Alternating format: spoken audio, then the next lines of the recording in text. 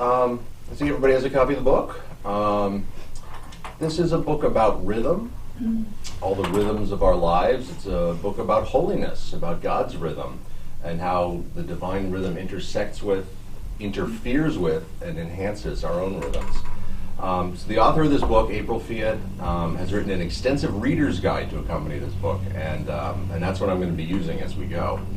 My original plan for this course was to get through the introduction and the first 2 chapters today, and then do 2 chapters each week for the next, 4 or 5 weeks, so that we'd get it done in time. But as I prepared, I realized that was my own rhythm speaking. And slowly I discerned that it would be better to be open to the rhythm of the Holy Spirit as we move through the book. These chapters are rich, and I've asked you to be prepared to cover the introduction and the first 2 chapters today, but I don't know how far we'll get today. I'm prepared to cover all that if we have the time, but my goal is not to do that anymore. My goal now is to immerse ourselves in this rhythm, immerse ourselves in Scripture and in Fiet's book, and then together we'll get as far as we get, and we'll pick up next week wherever we leave off today. And that means we might not cover the whole book in our time together, and if we get to the end and we haven't covered the whole book, you can either read the book on your own, or we can schedule another time to finish it. We can kind of go where the rhythm of the Spirit seems to be guiding us at that point.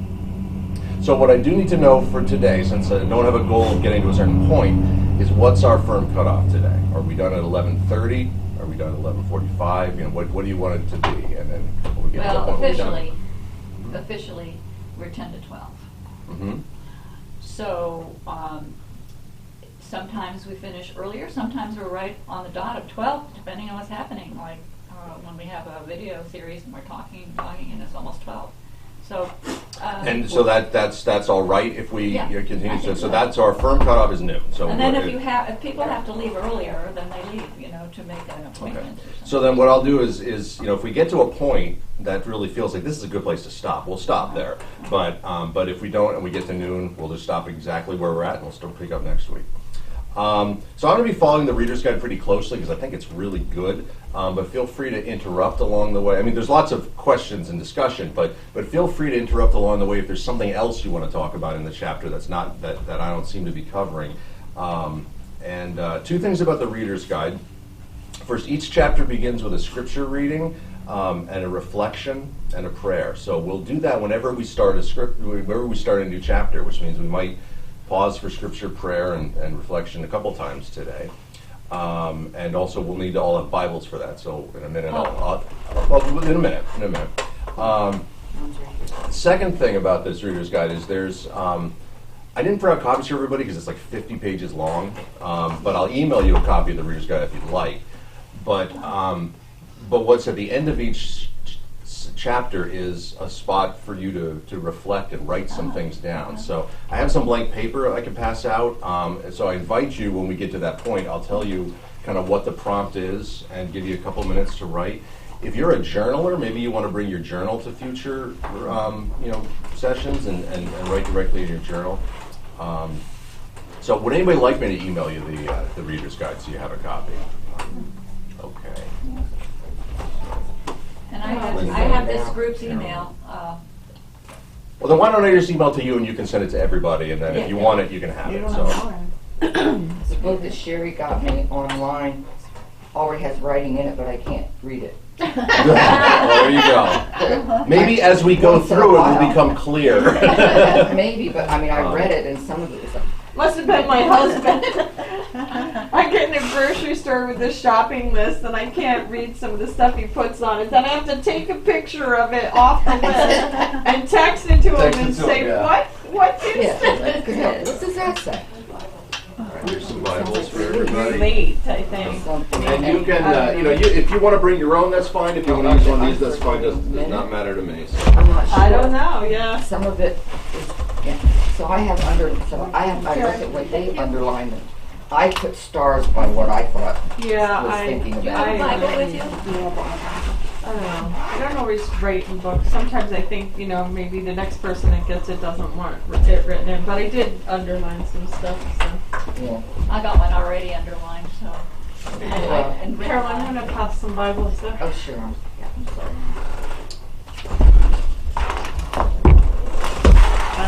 Carrie has And one. she circles and stuff. Yes. Or whoever I say she, I don't know. But it's drawing attention for me for those things. Yeah. Maybe I'll think the Whatever. same way. So you know how Figure it out. your book is not only by April Fiet, it's also by whoever that was. So that's okay. Yeah. Mm-hmm. Yeah.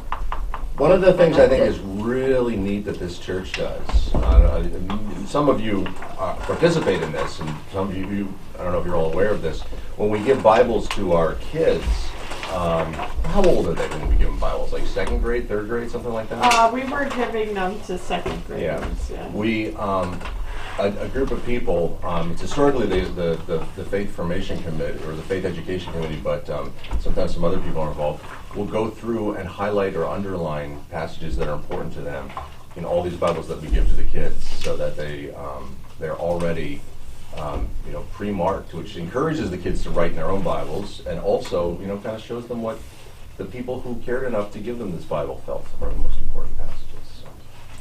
All right, we are going to, and I need a Bible. We are going to start with Psalm 19. So if you can open up your Bibles to Psalm 19, that's where we'll start today. I keep my bookmark at 23. Easy. It's not a very long psalm. We're going to read the whole thing. 19. Psalm 19. And I think what we'll do, this will be interesting if we have a couple different translations going around. How about I read the first verse and we'll just go around the table, each reading one verse until we've finished it. Okay. And if you prefer not to read, just tell the person next to you that you pass. So one verse at a time, Psalm 19. The heavens are telling the glory of God, and the firmament proclaims God's handiwork. We want me to go first. Go ahead. I don't know which way we're going. Yeah, sorry. Day to day pours forth speech, and night to night declares knowledge. There is no speech or language where their voice is not heard. Yet their voice goes out through all the earth, and their words to the end of the world. In the heavens he has set a tent for the sun, which comes out like a bridegroom, oh my gosh, from his wedding canopy, and like a strong man runs its course with joy. I can't find it. Its rising is from the end of the heavens, and its circuit to the end of them, and nothing is hid from its heat. The law of the Lord is perfect, reviving the soul. The testimony of the Lord is sure, making wise the simple. The precepts of the Lord are right, rejoicing the heart. The commandment of the Lord is clear, enlightening the eyes. The fear of the Lord is pure, enduring forever. The ordinances of the Lord are true and righteous altogether. More to be desired are they than gold, even more than fine gold, sweeter also than honey, and drippings of the honeycomb. By them is your servant warned. In keeping them there is great reward. but who can detect their errors? Clear me from hidden faults. Keep back your servant also from the insolent. Do not let them have dominion over me. Then I shall be blameless and innocent of great transgression. Let the words of my mouth and the meditation of my heart be acceptable in the sight, O Lord, my strength and my Redeemer.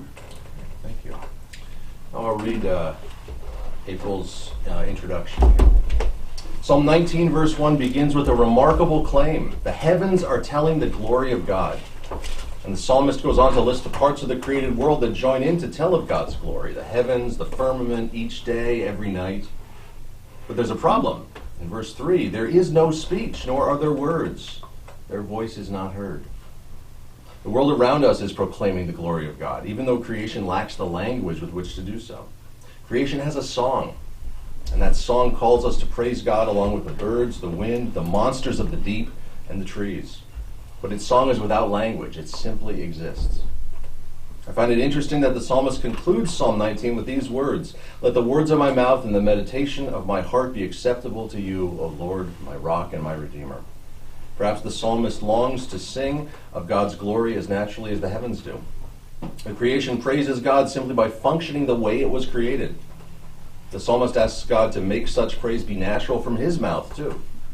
May the words he speaks and the wonderings and rumblings of his heart tell of God's glory just as much as the sight of a rainbow in the sky or the hatching of birds in a nest. May we discover the song God has given to us so that we can sing it without fear. Let us pray.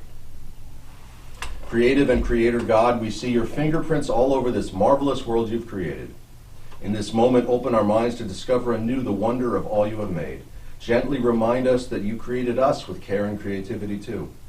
As we embark on this study of the sacred pulse, help us to listen to your holy rhythm, your heartbeat, so that we might learn how to dance and thrive.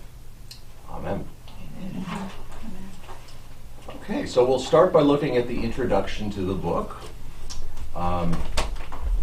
In the introduction, April shares a memory of climbing up on her grandparents' piano bench and marveling at their old-fashioned metronome. I remember my mother's piano always had a metronome. I used to love playing with that as a kid.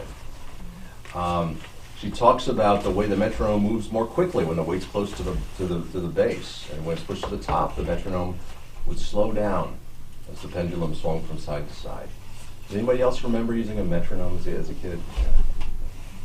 I mean, now if you needed a metronome, I'm sure there are dozens of apps available for your phone, but those pyramid-shaped things. I wish I had it today. Yeah. So beautiful. So take a moment and imagine a time in your life when everything felt like it was moving at a breakneck pace. Remember what that felt like. Picture the activities and expectations, the to-do list or the movement that was around you.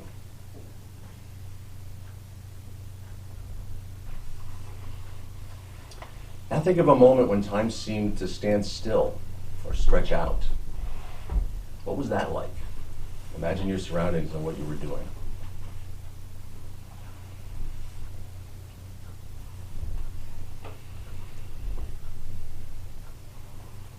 So when you thought of the first one, the time when everything seemed to be moving really quickly, what stands out to you from that?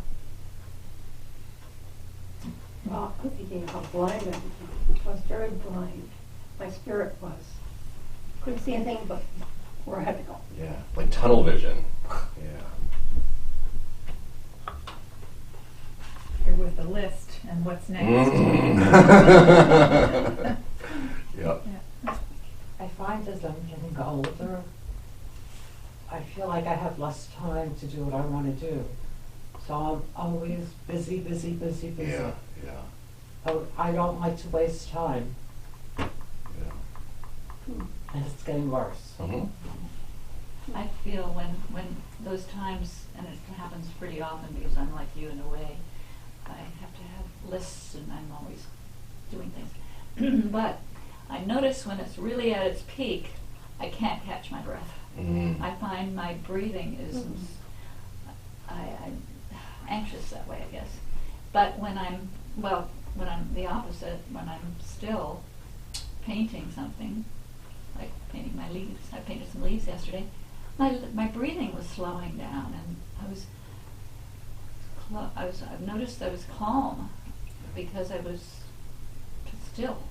So there's actually physical Breathing. symptoms of this. Physical. You can actually Yeah. experience that. And the next question will be how did you feel in that second time? But let's stay in the fast, Fast too lane. fast moment for a moment here. What are the rest of you? What words would you describe the way that you felt during that time? Whether My it's job was very fast. I had to be on schedule for patients every hour. And it was tremendous because you never got a chance to take a drink or eat. It was just constant fastness.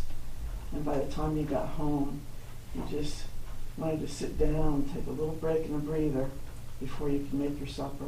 it wipes you out. It did. Mhm. It did. Because that was a job that you had to just, it was a time scheduled job, and they had you scheduled every hour, and it's like every hour, 8 hours straight, 10 hours straight. Yeah. It was demanding. Mm-hmm. Demanding. Yes, that was my fast pace. Mm-hmm. Karen just made me think of something. At work, I work in the patisserie part, making the little tarts and stuff. And I have Other a- grocery stores have a bakery. Bakery. You have a the patisserie. That's fine. But there's a long list, and there's the other girls. They take 2 breaks in the morning, and I'm like, okay, when I get this done, I'm going to take my break. Okay, when I get this done, I'm going to take my break. I can't even find time. They're like, take your break now. And then I feel overwhelmed some days. Some days I can get everything done, but others I can't. But my thing was, my allergies, my nose runs so bad in work. Yeah, and then it's like, here and at home and stuff, I'm fine. I might sneeze or blow my nose once in a while. That's interesting. I wonder if it's my nerves or something at work. I mean, it could be there's an allergy in there, but maybe it's this. Yeah, I was just thinking about that because I talked to my doctor. I said I take all kinds of allergy pills and nothing helps. Huh. Maybe it's my nerves. That's interesting. It could be. Yeah. I know, well, I was a teacher for a long time, and so the day is divided up into periods. So the bell rings and you're trying to get your class started, and you keep watching the clock because you need to make sure, especially in classes where there was a lot of cleanup, like painting, is that you had to make sure the kids started cleaning up in time to get out, and then of course somebody's staying to ask you a question and you're trying to quick answer them and then get ready for your next class, or somebody's not done and you got to write passes so they can get to their next. So you feel like the whole day you're watching the clock, and then you get to lunch and you have a 40-minute lunch period. Well, you got to go make these copies, or you got to run and check your mailbox, and you still got to eat, and so it's like crazy.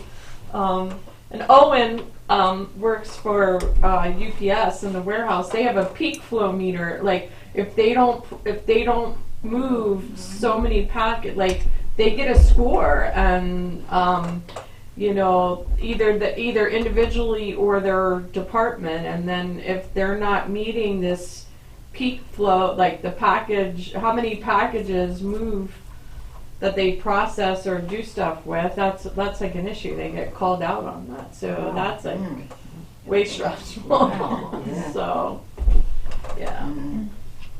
But I feel like when you're constantly watching the clock to try to, know where you are or keep track of something, I don't know. I don't think you can appreciate the time as much.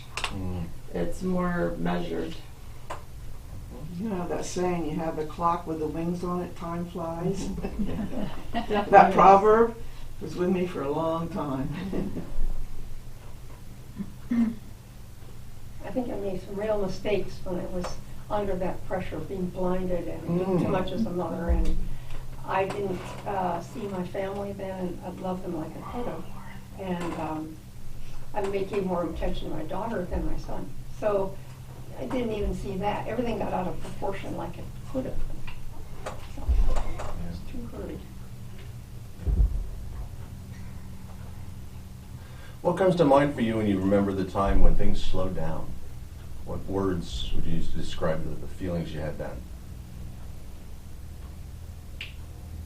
I think sometimes anxiety because I feel like I'm not producing. Okay. Uh-huh.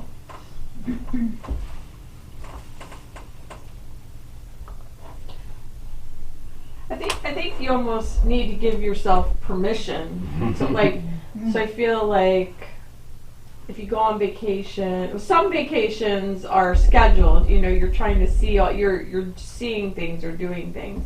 But I feel like when I go to the beach, even if it's just for a day, basically if you're at the beach, you're either in the water or you're sitting in a chair, and you're giving yourself permission to just sit there and relax or be in the water or float in the water. I love that feeling in the water when you even when I'm in my pool, that weightless feeling, and it's just so relaxing. But if you don't give yourself permission to be relaxed and not do anything, then you're right, you feel like you're wasting time, or you feel like you're not getting anything done. And it's hard for me to just give myself permission to just do nothing. Like, I feel like I always got to be doing something. Yeah. I think for me, it is your environment, nature, because you're living in different areas. And when I would go to the ocean when my children lived in Florida, I would be able to sit there and listen to the waves come into me, and I would be dreaming. And my mind would go away from what was going on in my life. I was now with the ocean waves, with that beautiful sound. The splashing was all different. And that's when I was still. That's when I remained still. And then, once we got up and moved and we did things with the kids, that was activities. But that was the stillness of my life. And that has to do with the mountains, the rivers, the oceans, and your environment, where you're at that time, your nature. And that was my serenity, was these waves. They'll never leave me, these waves. That's one thing that I really appreciate about Psalm 19, is that it talks about how, the whole creation is kind of following this rhythm, this song, these laws, and then calls us to follow them as well. Because the world around us, it follows rhythms. When you're in an area like ours, at this latitude, it's going to be cold this winter. It's going to be hot next summer. It's going to be light tomorrow morning. It's going to be dark tomorrow night. There's this rhythm that happens, and the animals know it. The plants know when to come out. The cicadas know it to a really bizarre level. I don't know how they know that, but I do think nature is often a way to get a little more in tune with that. That's why the ocean can work so well for people at the mountains. I know when I was camping by myself, and I was here, and I'd go to Hershey. I was really pack up the dog and everything. You get to Hershey, you got to get, and then you go 22, but as soon as I get to the country roads, it was more peaceful. And then camping, and you can walk around, you walk your dog, you have some friends, and even when I moved back here closer to home, it was just a getaway. You just felt that peace, and then Roy used to be in that camper, so then it was kind of melancholy too, but and I think now this is the third death in my family, family or friends this year, and as each one, it makes me think more of my own ending. And I learned a long time, soon after Roy passed away, I learned to say no, because you can't be moving all the time. You have to have a time for peace. That's why I enjoyed the camping, and I still miss it. But it's makes you realize. And Mary, you gotta slow down. You gotta say no. You have to take time for yourself.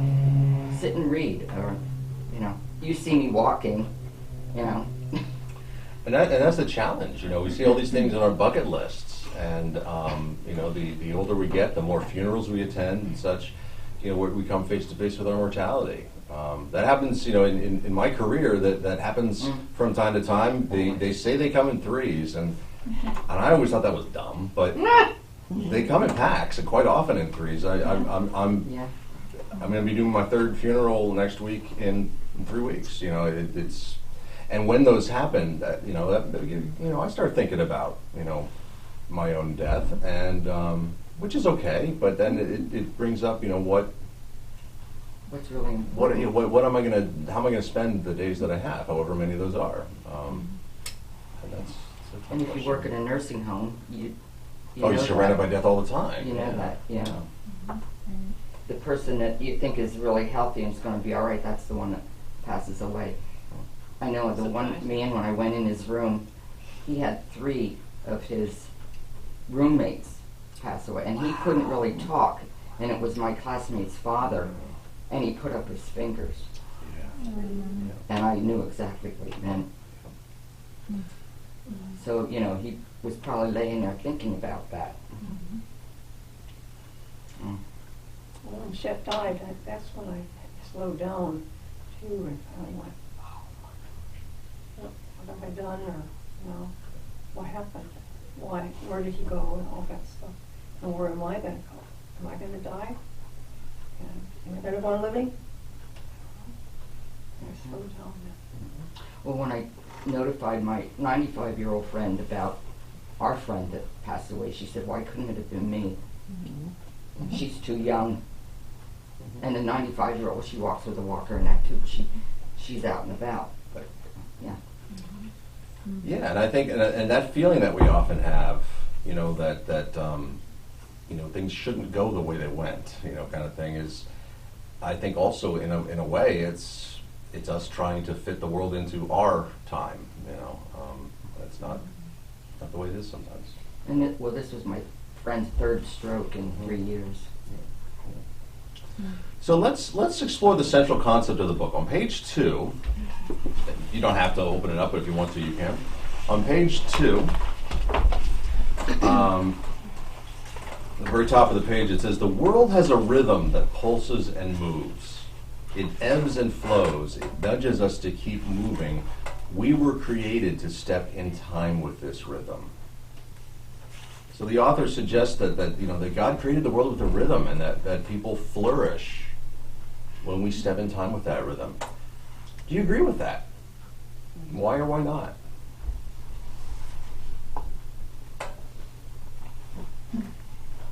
It's calmer. I think if you're always worked up and anxious, it's got to be doing something to your nerves and your heart, you know. And if you go along with nature, you know, and be calm, that would help a lot. I think your reading, it was interesting. You read about nature before we started today. Your reflection was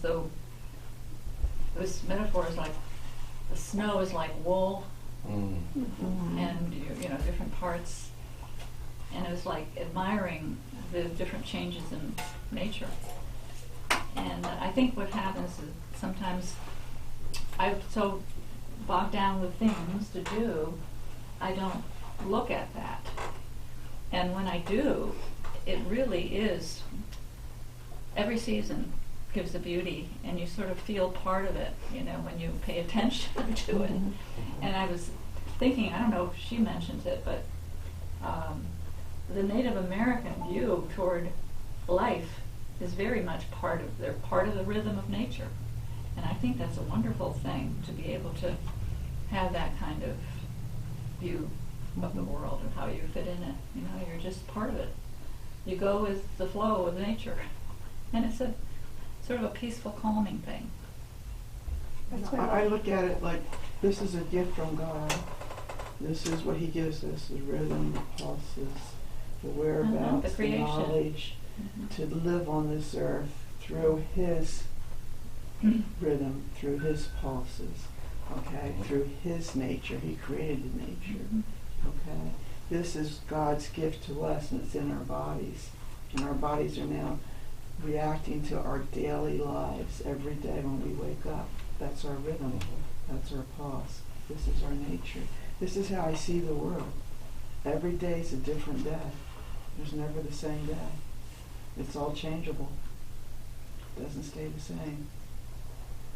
And He gives us the strength and the courage, definitely, to live in this world.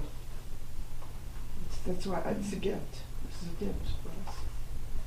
That's why I like being in the arts, music, art, dance, whatever, because they bring us to looking at what's out there and maybe replicating it or learning from it, and just being quiet, letting the music, you know, move you. If the arts or something. And my granddaughter's getting into dance, and you know, for all of us in all ages, I would recommend, you know, writing down your thoughts, like a poem, haiku, something to help you, you know, be a part of God's creation. And Lynn, you've taught me since I've known you, a short time, that it reminded me too, that when you do your art, you're connecting with your soul. So you're also part of nature. You're not separate. You're not looking at it as being a part of you. Yeah. You are part of that. And that's the only way you can do good art, is to bring your soul and yourself into the art. Yeah. And I'm really learning a lot from you this way, and hoping I will be able to do more of that in my art. I find it really interesting that humans, and I say that as a human, just in case you're wondering, I am. He's human. Yeah. That's my clarification. Thank you. Right.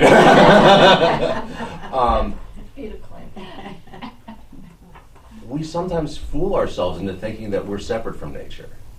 That, I have to get out in nature because nature would be good for me. It's that thing out there that I should go out and see what it's like out there.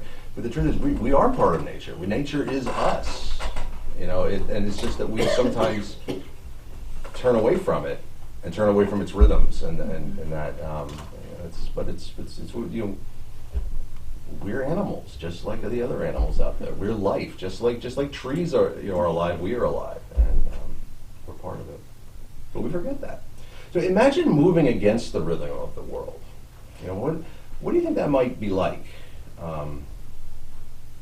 What would it feel like to move against the rhythm of the world? Hurtful. Mm-hmm. It would hurt you. Mm-hmm. Always anxious. Mm-hmm. Hell. Mm. Sorry. No. What did you say? Hell. Separation from God. Moving away from Yeah. Some people define hell as the place of God's absence, and if that is, then that's not a bad description. A hamster on a wheel. It's going around and round and round. You're not getting anywhere.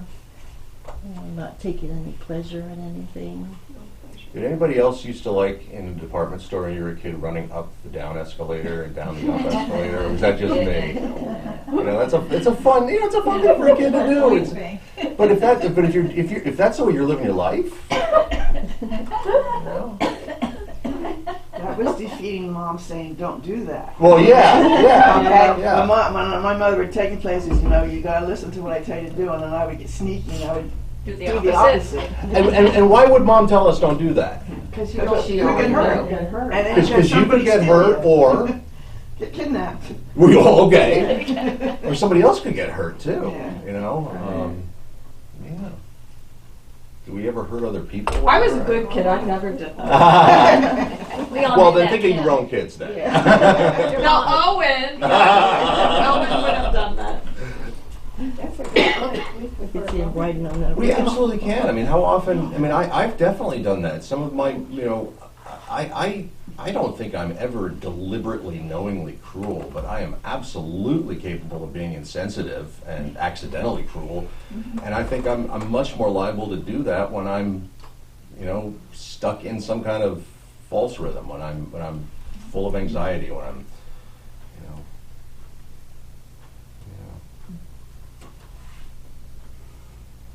So another thing, I like where this question goes. When a musician first begins to learn a piece of music, she has a lot of practicing to do. The more the musician rehearses the music, the more instinctive it becomes.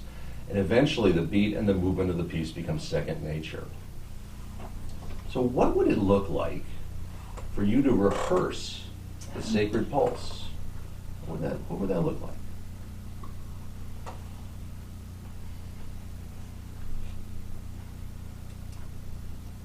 How would we do that?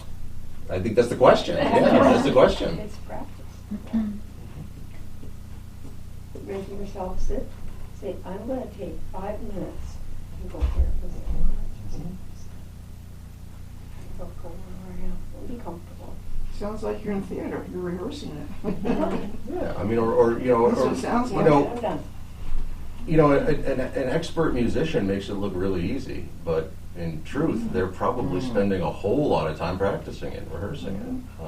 So it takes discipline, I believe, for me at least, Mm. to sit down. Mhm. And right after my yoga, I'm pretty good at sitting down at 8 o'clock and doing my yoga, which is very helpful to slow my rhythm down at the beginning. But then after that, if I say, okay, I did my yoga, now I can follow my list. Yeah. Well, let me ask you this. Is yoga a way of rehearsing the sacred pulse? Like maybe we're already doing it. Yeah, I think so. Would you agree? You're breathing, you're getting your body stretched, but the yoga we do is not, there's some different kinds of yoga, and there are some that are pretty intense. And so I think in a way it is, but then you can stop there and then think, oh, I've done that, now I can get into this. But if I sit down and do my readings after that and build time in, or before the yoga, to sit down and be still and do my readings like for today, or my Bible readings, Psalms, it really sets the day for me even better than just doing the yoga. I find that I need to sit down and be still. It would be better if I'd come at the end of the day and do it again. But the reality is I get into making supper and then pretty soon I'm too tired. If I'm too tired, I can't be alert enough to be doing some good meditation. I find that it sounds crazy, but it sounds like for meditation you should be sleepy and quiet and like you're going to be, be so calm that you're sleepy. But I find I can't do that when I'm too sleepy. I have to be on the alert side to really be meditating. Meditation's hard work. It really is. Yeah. It seems like it's not, but it really is. Now, my son taught Bikram yoga up in Okay. California. He was licensed. And it was an hour and a half in a heated room, hot. It was spiritual. It was spiritual yoga. And he would give you somewhere through his mat procedures, he'd give you a break to drink water, to bring that back into your body, because you were now in this hot room. You were spiritually relieving all your stresses out of your body with your positions of your arms and legs and that. It was really, I went into some of his classes when I would go down to Florida. I was in them that he taught. It was really amazing how when I walked out I felt good. I felt whole. I felt strength. I had comfort in myself. But it was a spiritual yoga because it was Bikram yoga, which is something like a religious type of yoga. Okay? And it was really great. I enjoyed it. Just like you said, there's a lot of different types of yoga. Yes. But that's the one that he taught, was the hour and a half yoga That's a long. in a hot room. And you're not doing And it sitting they down. had candles too. They Yeah. had the smell. There was a smell in the air, a scented candle type smell in the air. So you had that feeling inside you. It brought that spiritual feeling coming out of you. It really did. I enjoyed it. I mean, And it's fun to do it together with somebody. oh, they have. There's a lot. There's a good group in there. There's a good group of men and women in there in that room. Kids. Oh, we do it on Zoom. Yeah. Yeah. So I Still don't together in a way.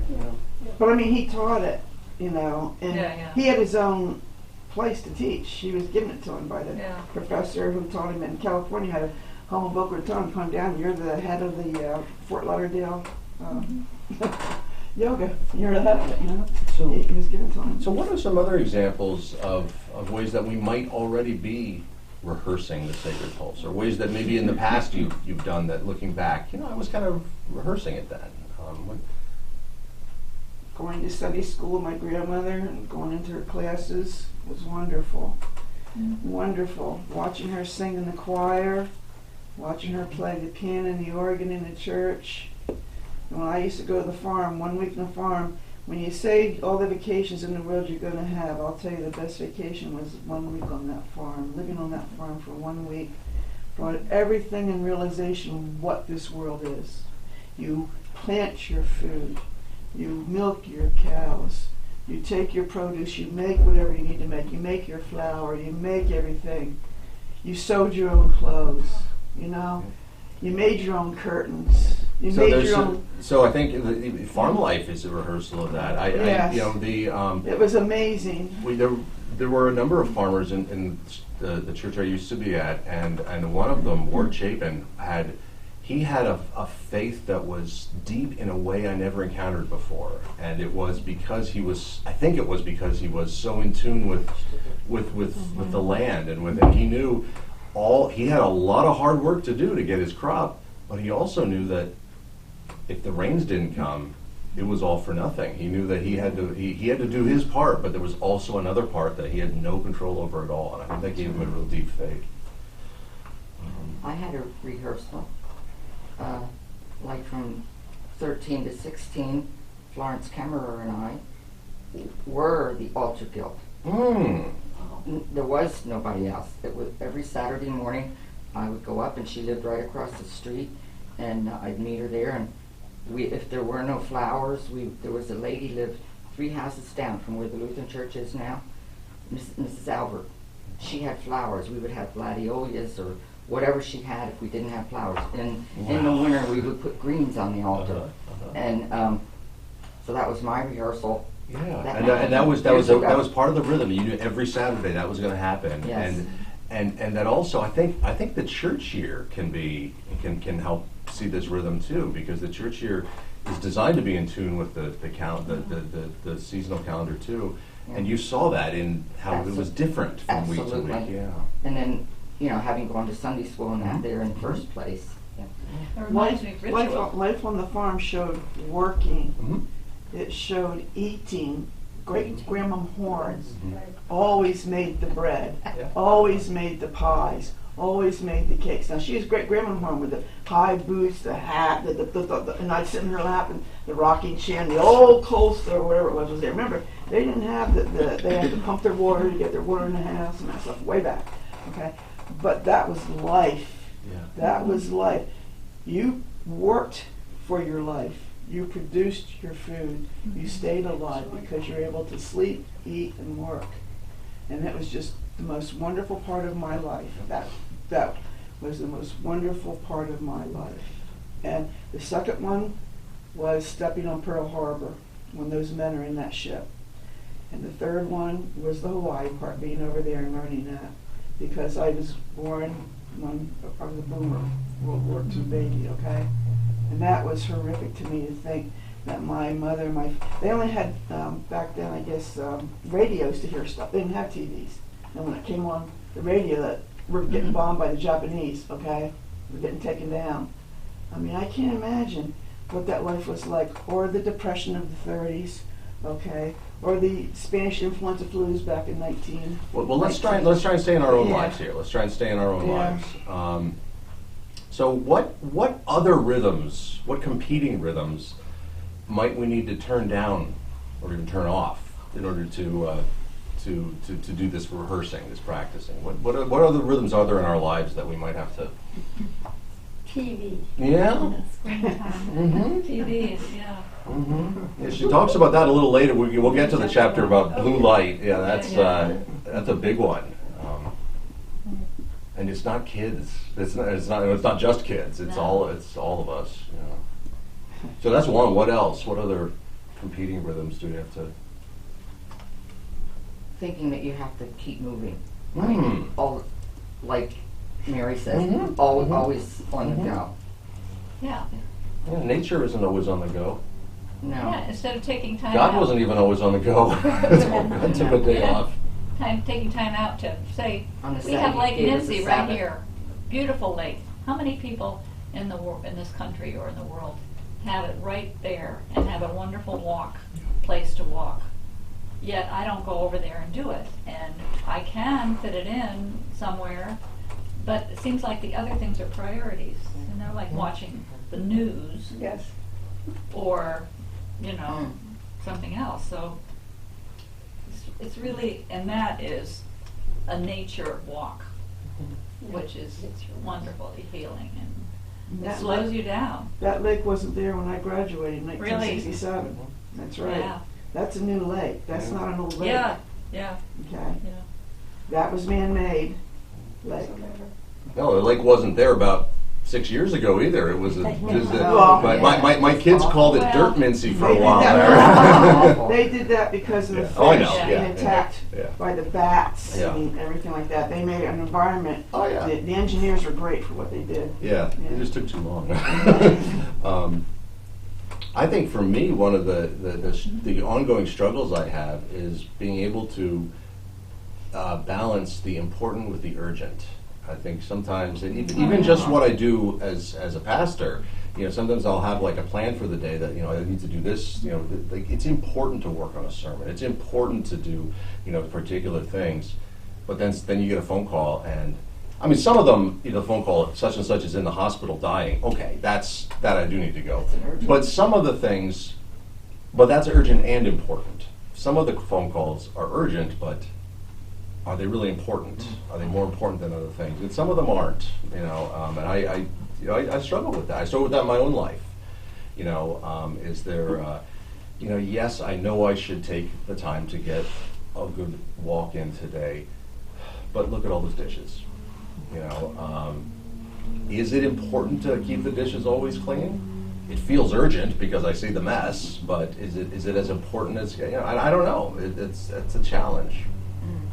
Because I think important and urgent are different things. I think some of that stuff depends on the person. So at my house, if I eat something in the middle of the day, I might set the dishes on the counter and it doesn't bother me. And then maybe somebody else sets something there, and eventually, sometime during the day, we clean it up. But I was delivering Meals on Wheels to this woman that's 102, and she's in the conversation. She's like, every meal, like I always clean up my dishes, and I looked over. There's nothing. There's nothing by the sink, and to her, that was like important. It was like an order and a rhythm, that you eat a meal and you clean up and you eat a meal. And she's like, I never leave any dishes in my sink, and I'm like, so for me personally, that I might feel better when it's cleaned up, but it's not bothering me that it's sitting there. So it's interesting how, that's a good point. For one person, having that order is very important, and that makes them feel good. But for somebody else, that might so everybody. I think everybody's order or rhythm is different, and you have to figure out what works for you. Because what might help you have order and rhythm it might not be the same as someone else. Yeah.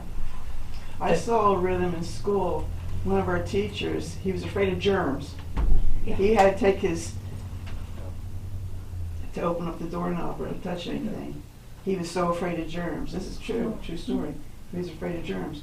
He wouldn't touch anything without having his handkerchief. Well, and that's what people who have obsessive compulsive disorder, Yeah. which is not just like, I can't handle things being out of order. Like people who really have obsessive compulsive disorder are to the point where if they don't tie their shoes in the right pattern and then touch the doorknob 3 times, they will for the rest of the day think that someone is going to die because of what they've done. Like it really digs into their head, and But that's a it's rhythm hard for them. Then. It is. But I mean, but I could think when you were talking about the dishes, I was thinking, that making that a part of your life, you might find that doing the dishes immediately after eating, that feels right to me. And if so, then that's a good rhythm for you. You also might feel like, this is not helping at all. Right. This is just making things worse. And I think that's when you need to kind of scan yourself and see, like, how am I feeling right now? If this rhythm I'm doing is bringing me anxiety, not peace, then maybe it's not the rhythm for me. And maybe by doing this is one of those rhythms I need to get out of in order to, it's hard. And when you live with someone else, you're not always on the same rhythm, no. and No. I have to let go a little bit because I like everything, wash your dishes, get them out of that sink. But now I'm if Dave will do them in the morning instead of not at night, because when I want them done after supper, I'm letting it go. As long as when he gets up in the morning, he does them. He does the job for you. Yeah, and I was complaining that he didn't do them at night because he doesn't like to do them at night. So now he'll do them first thing in the morning. That's fine. But I want it on my terms. I want it on my rhythm. Mine. And to me, that is an example. For if I were facing that, I would view that as an important versus urgent thing. Yeah. What is Just let it go. really most Yeah, important? it's Is it not that important that I get these dishes, or is my relationship Yeah. important? Yeah. And if so, It's not worth it. that's harder, Not but worth maybe that's the way to move forward. Yeah. You saying? Oh, I was only going to say, my kids would even tell you, I never leave the bedroom till the bed's made. It's my Yeah, morning me ritual. The ritual, yeah. And if that And- feeds you, then that's rehearsing it. Yes. That's feeding. And between 8:30 and 9, since Roy passed away, I've always I used to call Stacy, but text her, even when she went to work. And if she says I'm here by 9 o'clock, she wonders if my phone's not working. So, I'm starting her day also, that she, we connect with each other. Even if it's Talking just, about Rory Messinger? just good. Who did you say her name was Rory? No, my husband's name was Roy. Oh, Roy. Roy. And, And she wants to know I'm okay, Yeah. and I'm letting her know, so it's a good connection. And I wonder, is that daily rhythm you do with Stacy, is that an example of rehearsing the sacred Exactly. pulse? I mean, even it's only for a minute, Right. but that's Good morning, rehearsing talk it, to you yeah. later, whatever. But that's part of it, or can be. That's a good example of using technology well too. It's not that technology's not bad. It's just powerful and can be used for good or bad. So. That's how I found out about my friend. Yeah. And she used to text at least every other day because she could talk but not well on the phone. Anyway, it's a good thing. All right, I think we're just about done with the introduction then. Is there anything else anybody wanted to lift up from the introduction before we get to the moment to write for a minute? Let me see if she has anything else. Yeah, right. underlined. See if you can read it now, see if it became clear. Well, some of the stuff. Yeah. Yeah, Well, I have a question here. This for the word. It says rhythm of wholeness in shalom. What does shalom mean? Shalom is a Hebrew word that means peace and wholeness. Peace and Yeah, wholeness, it's okay. It's a very important part of Jewish understanding. Peace and wholeness, shalom. She has underlined here, I measured my worth by how many things I accomplished or how I thought I looked in the eyes of others. I'm seeing some nodding. Yeah. Well, in the foreword, which is before the introduction, Mhm. at least my book has a foreword, it says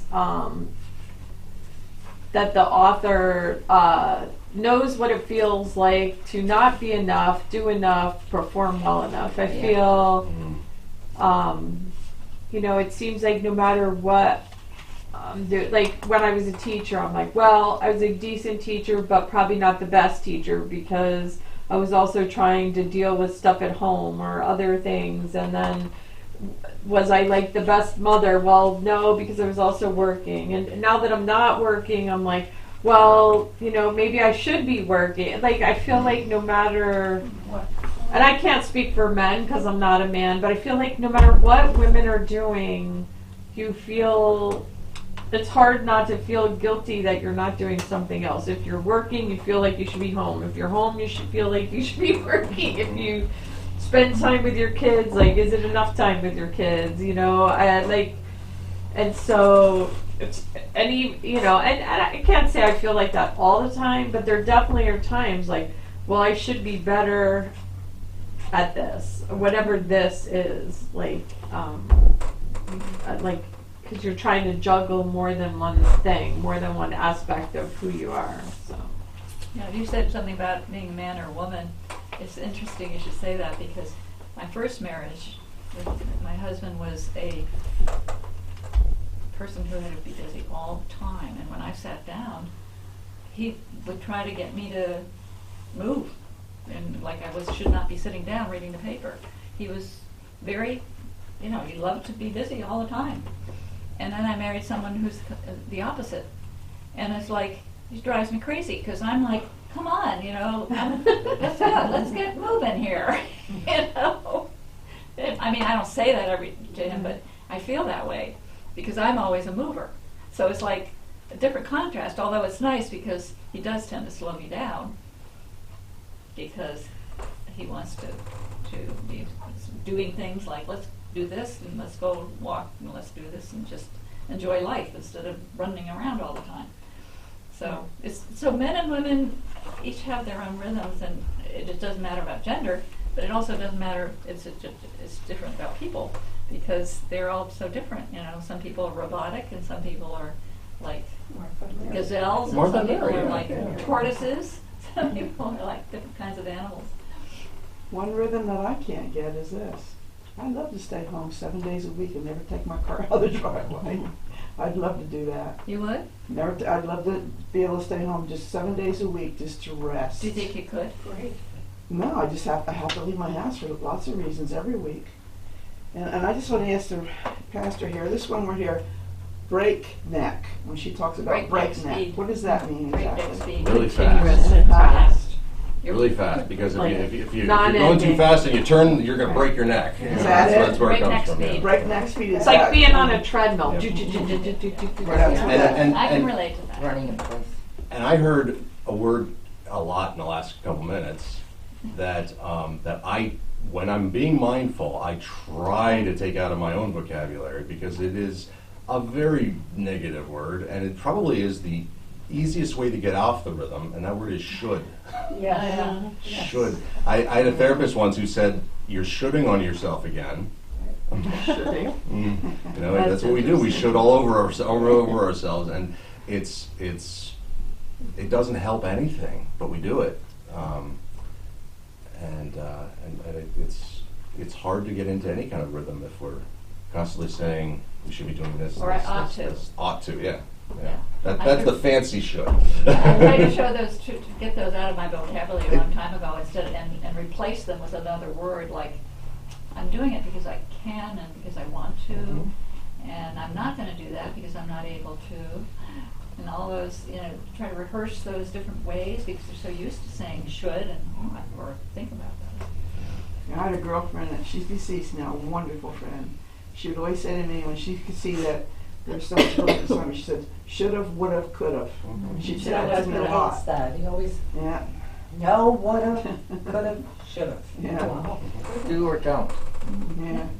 See, should've done it, could've, you could've done it, And it's just listening to how she said that to me, should've, would've, could've. It's just like she made me see that I had to slow down. Yes.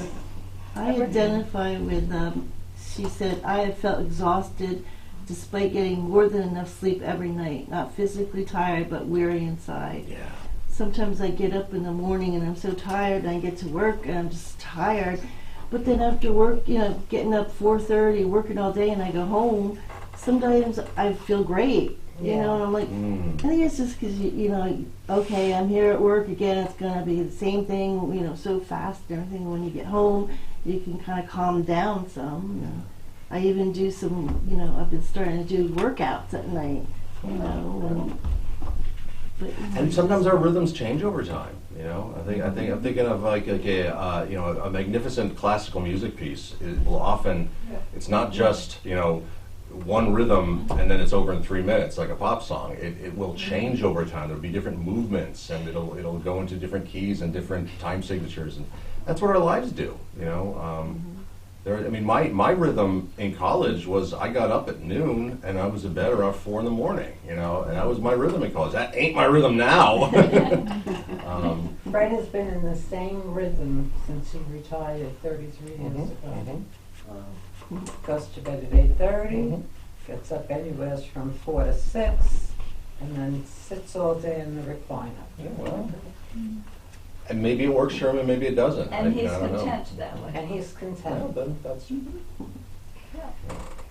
Pastor, one thing you've mentioned about a musician like rehearsing or practicing a piece, and I feel like, practicing isn't the same as playing. I feel like I don't practice enough, but I like playing. So just playing the music is kind of like practicing, but it's different. So I feel like if you enjoy what you're doing, then it like practicing almost feels like drudgery, where just doing it is like enjoying it. So I feel like that could be applied to other things, like if you approach something like you're enjoying it, then it's not like practice. Like I hate going to the grocery store, and once I'm there, I'm okay. It's like the thought of taking that time to go to the and it's even better if I run into people I know there, because then I'm like, oh hi, how are you, and but I feel like if you could approach things more like, I'm gonna enjoy this even if it's not something you really want to do. It makes a world of difference. Like, yeah. I enjoy going on a retreat. I mean, you have to pay to go to the retreats. Leonard retreat centers up in Hudson Valley. But I tell you, getting away for 4 days and not having it be at home and have your meals fixed is just wonderful. I even go to worship services too over Easter. So it's been a wonderful time just getting on retreat. But that's expensive and it's hard. You have to plan quite the days there. I just thought, we're talking about practice, and that saying practice makes perfect. But nobody's perfect. No, I don't phrase it. But practice makes better. Yeah. And I think, I can play a little bit of piano. My piano teacher was my mother, and I took lessons of her for about 9 years, which is to say, I took lessons of her for about 6 weeks. We got in a fight. A year later, we tried it again. About 6 more weeks, got in a fight. Aww. And so I probably took the equivalent of about a year and a half of lessons over 9 years. But so I can do a little bit. I can play a melody. But one thing I love to do is just sit at the piano and just play chords and just diddle around with it. And I do that from time to time. But one thing I've learned recently is that I'm not getting any better with it, because when I do that, I do the same thing. I don't challenge myself because I'm not trying to. My goal with the piano is to enjoy myself and just do what I do, and that's good enough for me. But I will never become any better at it unless I do that and then challenge myself while I'm doing it. If I do that, I could get stronger and stronger, and I think that's part. So I'm not really practicing when I do that. I'm playing, and that's okay. But you need to be better. I don't. No. That's the thing. Ultimate question. Right. Do you need to be better, that's a or good, is it just okay? In my case with the piano, I don't. I am perfectly happy with the skill level I have at the piano. I have no need to be better. But how does that translate into the rest of my life and into your lives? What are the things that we're good enough at, and it's okay? And what are the things that maybe we should work harder at? I don't know. And I'm glad you brought that up about that this practice, because I did some leaves. I sat down and painted some leaves the day before yesterday, and I looked at the leaves and I thought, I'm not going to draw them. They're so pretty. They're from the yard, and I'm just going to drop some colors, and sort of as it falls, I'll try to get some shapes in. I hope it fits on this little piece of paper, because I have 3 of them. And it turned out so well because I was playing. And I was approaching it without worrying about how I drew it, how perfectly it was. Mm-hmm. And I let each watercolor color flow into the other one. And it was beautiful. And I thought, I don't care if this turns out perfect. I just want to have fun with this. I just want to get these leaves on paper. And I think my whole goal in the past, and I'm changing this, is to be better and be really good at my painting and be better. Mm-hmm. And now I really don't care. I'm starting to change that into being different. I'm doing it differently. I'm going to do it instead of approaching it in a very tight way. I'm going to approach it loosely. And that's part of the influence you've had on me. There's a time for practicing also. For instance, reading the Bible. Right. If I had never, and I'm going to, oh my gosh, right. I can't even and understand practicing it. with But different if you colors. practice it, Yeah. it's the Word of God, and it develops, but you've got to become better with it in prayer. I mean, you got to practice sometimes, and then let it go, and then practice again. Do you think that you use the word better? No. Not really. I think what I was trying to get is it's feeling like it's really enriching me inside. Soul. Yeah. And I'm differently doing this. It's not so much I'm looking at it better and more perfect, and now I'm good at this. A word I often use is resonate. that things Resonate. resonate with me. And I think, maybe Yeah. it sounds to me like with the way you're saying is that your art is starting to resonate even more deeply than it Yes. used to. And that, to me, that's always something that I appreciate when something resonates with me. And that's a musical term like rhythm. It's in music, yeah. In the 23rd Psalm, He restores my soul. I always hear that because I yearn for that. Have my soul restored. I have feeling of it, so I have to practice some things. And that's a real balancing act. Is what are the things we need to practice, and what are the things we don't? Maybe that's a big question right there. Well, sometimes you can think and think and think, and it's not going, and then the last minute you get it, and it's just right. Yeah. It's up, Yep. I have to write things out and then look at them, but then sometimes you just scrap it, and then the next day you'll have it all together. It's so. Well, and this is me bringing my own rhythm into this. I would really like to at least start chapter 1 today. So what You're right. Let's stop. You're There's right. one word we didn't hit in here. Okay. And it's the last word. God is inviting us to let go of our impossible expectations for ourselves, to let go of the feelings of shame and worthlessness, and to find our way back to the song that will heal our deepest wounds and lead us to dance. That's what I want to know, this dance. How does that play into us with everything we're talking about today? What do y'all think? How does dance connect with that? It leads us to dance. Freedom. Living our happy Be light Yes, on our yes, feet yeah. about all of this, with the art. Just be lighter. Yeah. Be lighter. A freedom to Freedom. express ourselves and with our spirituality or whatever you want to call it, just the If you freedom visualize it. to be ourselves. I always feel good when I dance. And I hear also that it's a freedom to express ourselves in rhythm with what we're hearing around us. It's both. Right. Yeah. All right. So the question here for the end of the introduction, which I invite you to we're going to take just a minute or two. I invite you to write on the paper or on your journal.